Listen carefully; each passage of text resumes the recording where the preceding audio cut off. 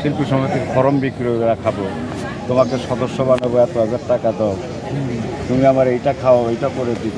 আমাদের ব্যানারের দিক তাকে কারা এই প্যানেলে আছে? এক একটা আর্টিস্ট, এক একটা বাংলাদেশ। সততার একটা সবসময় কিন্তু জয় হয়।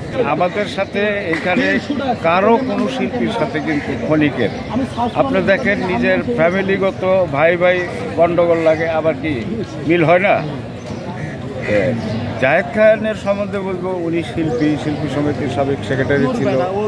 যে কোনোভাবেই হোক, আগে যে প্যানেল ছিল তাদের সাথে একটা দ্বন্দ্ব ছিল, ওই দ্বন্দ্বতে তার সদস্যপদ গেছে আইনগতভাবে। যে কোনো কারণে হোক, আমি মুখে না বললাম, আপনারাও জানেন এটা কতটা সত্যি কতটা মিথ্যা, এটা আইনই জানে। আর আইনকে শ্রদ্ধা করে বলছি, আইন যেটা করবো এটা তো মানতেই হবে।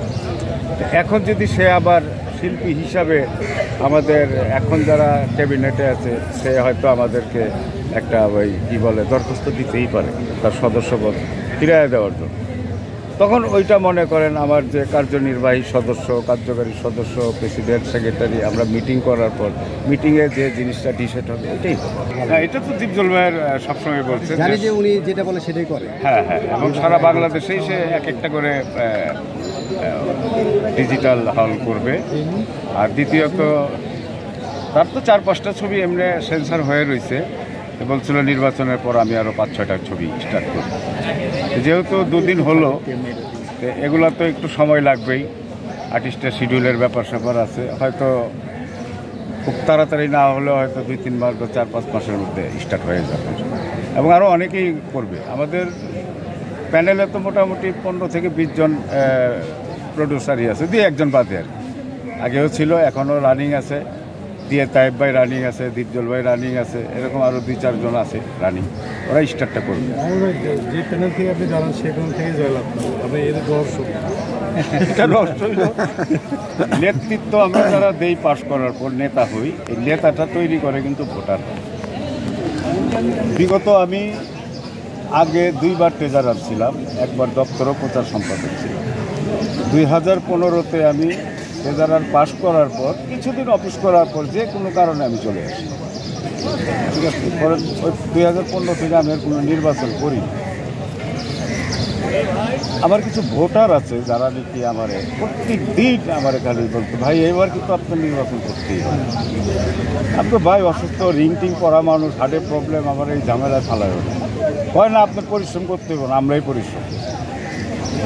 তারপরে দেখলাম মিশা সওদাগর, মনোয়ার হোসেন, দীপজল ভাই একটা প্যানেল করতেছে, ওই প্যানেল থেকে প্রথম অফারটা পেলাম, লোকটা সামলাতে পারলাম। যে প্যানেলটা হচ্ছে, এই প্যানেলের মধ্যে নির্বাচন করাও একটা ভাগ্যের ব্যাপার। আপনারা নিজেও দেখেন, আমাদের ব্যানারের দিক তাকে দেখেন কারা এই প্যানেলে আছে।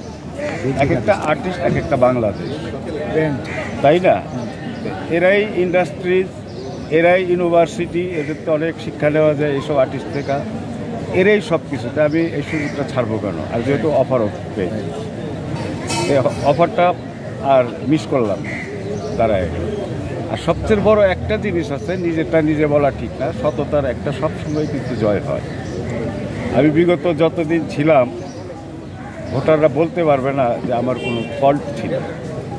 আমি ওই ফ্যামিলি থেকেও আসিনি যে আমি ওই শিল্পী সমিতির ফরম বিক্রি করে খাবো, তোমাকে সদস্য বানাবো, এত হাজার টাকা দাও, তুমি আমার এইটা খাও, এইটা করে দিব। এগুলো তো প্রশ্নই আসে না, মানে কল্পনাও আসেনি কোনো। সতের যে একটা জয় আছে, ওই জয়টা এবারও আমার ভোটাররা দিয়েছে। এখন নাই, মানে আগে তো খুব ব্যস্ত ছিল না ইন্ডাস্ট্রি, তখন আর্টিস্টেরও ব্যস্ততা, নতুন নতুন ছেলে মেয়ে আসতেছে, কীভাবে শিল্পী সমিতির মেম্বার হওয়া যায়, কীভাবে সদস্যপদ পাওয়া যায়, কীভাবে সহযোগী সদস্য হওয়া যায়।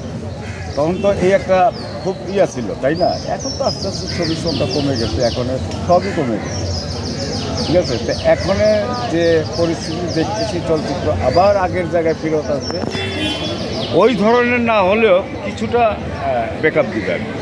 সংবাদ, ফিচার ও অনুষ্ঠানের জন্য ভিজিট করুন সংবাদ প্রকাশের ওয়েবসাইট এবং যুক্ত থাকুন ফেসবুক পেজ ও ইউটিউব চ্যানেলের সঙ্গে।